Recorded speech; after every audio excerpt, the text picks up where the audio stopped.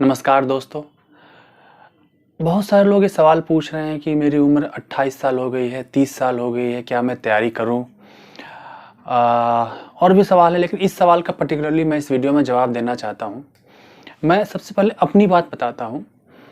मैं technical side से mechanical engineer था और ऑलरेडी सेंट्रल गवर्नमेंट के एक पीएसयू में काम कर रहा था, तो मेरा कभी भी इंक्लिनेशन सिविल सर्विसेज की तरफ नहीं था। कुछ ऐसी घटना घटी लाइफ में कि मेरा मन हुआ कि नहीं, मुझे भी सिविल सर्विसेज में आना है। और उस समय मेरी उम्र थी 31 और मैं जनरल कैटेगरी से हूँ, जिसका कि यूपीएससी में कट ऑफ होता है 32। जो लोग मेरे साथ के हैं वो जानते हैं इस बात को। और उस वक्त मुझे ये भी नहीं पता था कि यूपीएससी का सिलेबस क्या है, कितने सब्जेक्ट्स होते हैं, क्या क्या पढ़ना होता है। और हिस्ट्री ज्योग्राफी में डिटेल, क्योंकि मैं टेक्निकल साइड से था, साइंस बैकग्राउंड से था, मुझे हिस्ट्री ज्योग्राफी का ABCD भी नहीं पता था। लेकिन मैंने सोचा कि नहीं, मुझे एक ट्राई करना है। जीवन में रिस्क हमेशा लेना चाहिए दोस्तों। रिस्क, जो आदमी रिस्क लेता है वही आगे बढ़ता है। अगर आप सेफ खेलेंगे कि नहीं मुझे हर चीज़ रहे, तो शायद आप उस ऊंचाई पे नहीं आ पाएंगे। तो फिर मैंने सोचा कि नहीं, मुझे तैयारी करनी है। और मेरे साथ के लोग हंस रहे थे कि तुम्हें इतना भी नहीं पता है सिलेबस का है, और तुम इस एज में, जब तुम्हारा सिर्फ एक अटेम्प्ट बचा है, तुम तैयारी करने जा रहे हो। मैंने सोचा ठीक है, अगर नहीं हुआ तो मैं क्या हारूंगा, जहाँ हूँ तो वही हूँ। जब मैंने तैयारी शुरू किया तो जितने भी अपनी नौकरी को और अपने परिवार को देने के बाद जितना भी समय बच रहा था वो मुझे कम पड़ रहा था। तो उसके बाद सिर्फ एक चीज़ बचती थी जिसको मैं कि कम कर सकता था, वो मेरा सोना था, नींद। और मैंने इस नींद को भी कम किया, बहुत कम किया। कभी कभी 4 घंटे सोता था। और मैंने पढ़ाई किया, पीटी हुआ मेरा। मेंस का जिस दिन रिजल्ट आया, उस दिन मेरा नाम नहीं था उस रॉ लिस्ट में। और अगले 4-5 दिन तक लगभग मैं सुबह शाम 50 बार उस लिस्ट में ढूंढता था कि मेरा नाम आ जाए। लेकिन मेरा सिलेक्शन नहीं हुआ, मेरा अटेम्प्ट खत्म हो गया। तो मैं हमेशा ऊपर वाले से पूछता था कि ये फिर विचार मेरे मन में आया क्यों। और मैंने इतना मेहनत किया, हर कुछ सेक्रीफाइस किया, लेकिन तब भी सफलता नहीं मिली। जो किताब था मेरा, मैंने सब कार्टून में पैक कर दिया, क्योंकि अब तो अटेम्प्ट था नहीं बचा हुआ। अब करता क्या, किताब सब कर दिया। धीरे धीरे वो किताब शिफ्ट होते हुए इस रूम से दूसरे रूम में करते करते वो स्टोर रूम में चला गया, वो धूल मिट्टी में बंद हो गया।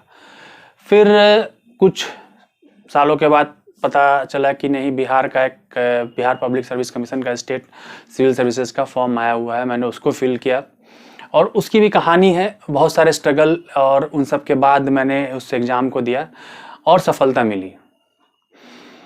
डिटेल जो स्ट्रगल था मेरा वो मैं किसी और वीडियो में डिस्कस करूंगा। क्योंकि देखिए, कोई भी सफलता हम बस ये देखते हैं कि ये आपको सफलता मिलने के बाद दिखता है, लेकिन पीछे का जो स्ट्रगल है, जो हार्ड वर्क है, वो आप सब जो तैयारी कर रहे हैं, आप सब इस चीज़ से एग्री होइएगा कि कोई भी आसान नहीं होता है। और विवेकानंद ने बोला था ना कि जितना कठिन होगा संघर्ष, जीत उतनी ही शानदार होगी। तो उतना ही शानदार होता है। आप विश्वास नहीं कीजिएगा, जब मैं तैयारी कर रहा था, रात के 2 बज जाते थे, नींद आ रही होती थी मुझे, लेकिन मुझे लगता था नहीं, मुझे पढ़ना है। मतलब इतनी नींद आ रही थी कि एक बार आंख का पलक अगर झपक जाए और तो मैं सो जाऊं, लेकिन उसके उठ के जाता था, पानी झोंकता था, चाय बना के पीता था, फिर 4 घंटे और पढ़ता था, पूरी रात पढ़ता था। तो अगले दिन ऐसा सेटिस्फैक्शन आता था कि नहीं, मेरा तो होगा ही। वहीं से कॉन्फिडेंस आता है दोस्तों। कॉन्फिडेंस कहीं मार्केट में कोई प्रोडक्ट नहीं है जो आप खरीद लीजिएगा, खा लीजिएगा, आपके अंदर कॉन्फिडेंस आएगा। आप जितना हार्डवर्क कीजिएगा ना, वो हार्डवर्क कभी भी, मेहनत कभी भी बर्बाद नहीं होता। हरिवंश राय बच्चन ने सही कहा है कि मेहनत कभी भी बर्बाद नहीं होता है। मेहनत आपने अगर किया है तो आज नहीं तो कल सफलता मिलती है। और सफलता मिली मुझे। जब मैंने बीपीएससी भरा तो मेरा फर्स्ट अटेम्प्ट में ही मुझे मेरा टॉप रैंक आया और मुझे बिहार प्रशासनिक सेवा मिला। तो कहीं ना कहीं वो भगवान या ऊपर वाला वो कंपनसेट करता है आपके लिए। तो आप ईमानदारी से हार्डवर्क कीजिए अगर आप करना चाहते हैं तो। क्योंकि देखिए, अगर हम इस जन्म लिया, हमने जीवन तो कटना ही है। मैंने पहले भी कितनी बार कहा है कि जीवन कटेगा ही आपका, लेकिन ऐसा कटे कि एक वो कहावत है ना कि इस कदर निभाओ अपने किरदार को कि पर्दा गिरने के बाद भी तालियां बजती रहें। तो पर्दा गिरने के बाद, आपके जाने के बाद भी लोग आपको याद रखें कि एक आप थे जिन्होंने समाज के लिए इतना किया। और आपके परिवार के लोग भी याद करेंगे। आपके परिवार के लोग 3 जनरेशन बाद तक बोला जाएगा कि उस खानदान में उसके दादा इस पद पे थे। तो कुछ ऐसा करके जाना चाहिए। अपने सपनों को कभी भी नहीं मरने देना चाहिए। अवतार सिंह पास की एक कविता है, बहुत ही अच्छी कविता है। उसकी कुछ पंक्तियां मैं कहता हूं, अगर आपको अच्छी लगे तो आप जरूर गूगल पर सर्च करके उनका पूरा पढ़ेंगे। कि मेहनत की लूट खतरनाक नहीं होती, मेहनत की लूट खतरनाक नहीं होती, सहमी सी चुप में जकड़े जाना बुरा तो है लेकिन खतरनाक नहीं होता। सबसे खतरनाक है तड़प का ना होना, सबसे खतरनाक है सब कुछ सहन कर जाना, और सबसे ज्यादा खतरनाक होता है हमारे सपनों का मर जाना। तो अपने उस सपने को नहीं मरने दीजिए, हर कुछ संभव है। यही इन्हीं किताबों से और इसी 24 घंटे की जीवन जी के कोई स्टूडेंट आईएएस बनता है, कोई ग्रुप डी का एग्जाम निकालता है, और कुछ लोग ऐसे होते हैं जो कभी जीवन में पीटी भी नहीं निकाल पाते हैं। तो ऐसा नहीं है कि जो लोग आईएएस बनते हैं या फिर एसडीएम बनते हैं उनके लिए अलग से 24 घंटे के बाद से कहीं समय आता है, नहीं, उसी समय में वो पढ़ते हैं और उसी किताबों से ही पढ़ते हैं। आप स्कूल में देख लीजिए, स्कूल में आप 6ठी 7वीं क्लास में थे, सबके पास तो किताबें वही थी, समय भी वही था, लेकिन कुछ बच्चे थे जो टॉप करते थे, कुछ थे जो एवरेज थे, जो कुछ थे जो पीछे रहते थे। तो अपनी सोच को बदलिए कि हाँ मैं कर सकता हूं। अगर आपने अपनी सोच को बदल दिया ना कि मैं कर सकता हूं, तो आप जरूर कीजिएगा, अपने सपने को नहीं मरने दीजिए। जीवन एक बार ही मिला है, जितना हो सके अपने आप को झोंक दीजिए। और एक चीज और मैं ये कहना चाहता हूं कि आपके आसपास के जो लोग होने चाहिए ना, वो आपको हमेशा मोटिवेट करने वाले होने चाहिए। ऐसे लोग नहीं होने चाहिए जो बोले कि नहीं आपसे नहीं हो सकता है। विवेकानंद ने अपनी किताब 7 सोपान में एक बात कही है कि आप हर इंसान का एक अपने आसपास एक ऑरा होता है। जैसे अगरबत्ती जलाते हैं, जो धुआं उसके आसपास होता है, वैसे ही आपके आसपास भी होता है। अगर आप किसी चार्ज्ड इंसान जो कि बहुत ही पॉजिटिवली चार्ज्ड है उसके पास अगर जाते हैं तो आप भी उतना ही चार्ज हो जाते हैं। अगर आप किसी निगेटिव इंसान के पास जाते हैं तो आप निगेटिवली चार्ज हो जाते हैं, आपको लगता है कि नहीं हो सकता है। तो हमेशा कोशिश ये करनी चाहिए कि आप पॉजिटिवली चार्ज इंसान के पास ही जाएं। धीरू भाई अंबानी की बायोग्राफी में उन्होंने एक कहानी लिखी गई है कि जब वो पेट्रोल पंप पे काम करते थे तो पेट्रोल पंप के पास में ही एक चाय का दुकान था जहां 6 पैसे का चाय मिलता था, 6 या 7 पैसे का, मुझे एग्जैक्ट नहीं याद है। तो सारे जो पेट्रोल पंप के जो वर्कर होते थे वहां जाकर चाय पीते थे। लेकिन धीरू भाई अंबानी क्या करते थे कि रोड पार करने के बाद एक बड़ी चाय की दुकान थी जहां उस जमाने में 20 पैसे की चाय मिलती थी, यानी 3 गुना से ज्यादा। वो वहां जाकर चाय पिया करते थे।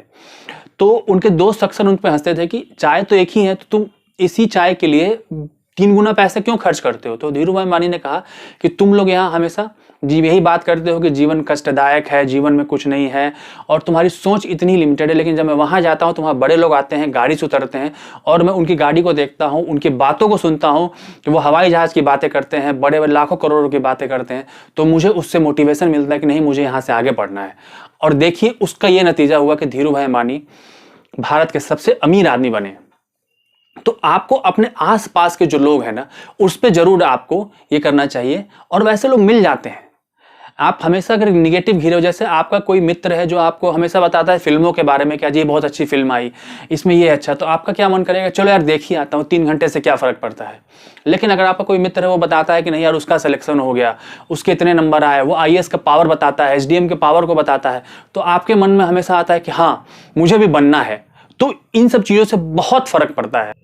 जो ओस की बूंद की कहानी है कि ओस की बूंद अगर मिट्टी पे पड़ती है तो कीचड़ बन जाता है, वही ओस की बूंद अगर समुंदर में गिरती है तो अपना अस्तित्व को खो देता है, और वही ओस की बूंद अगर शिप में गिरती है तो वो मोती बन जाता है। तो वही आप ओस की बूंद है, आप कहाँ गिरना चाहते हैं वो आप पे निर्भर करता है, ये किसी और पे निर्भर नहीं करता है। तो इस तरीके से जीना है। रविन्द्रनाथ टैगोर की एक कविता है, वो लास्ट में कहना चाहता हूँ कि I want to live in the world where head is held high and mind is without fear. मैं उस जगह रहना चाहता हूँ, उस वैसा रहना चाहता हूँ कि जहां मेरा सर हमेशा उठा रहे और दिमाग में डर ना हो। Where the head is held high and mind is without fear. तो आप उस तरह की नौकरी में आइए कि where your head is held high and mind is without fear, कि जहां आप सर उठा के बिना डर के नौकरी कर सकें, या नहीं ये नहीं कि किसी और के डर से नौकरी करें। तो चलिए जितना एफर्ट है अपना लगाइए, और एग्जाम की स्ट्रेटजीज के बारे में मैं अपने अगले वीडियो में डिस्कस करूंगा। चलिए ओके बाय।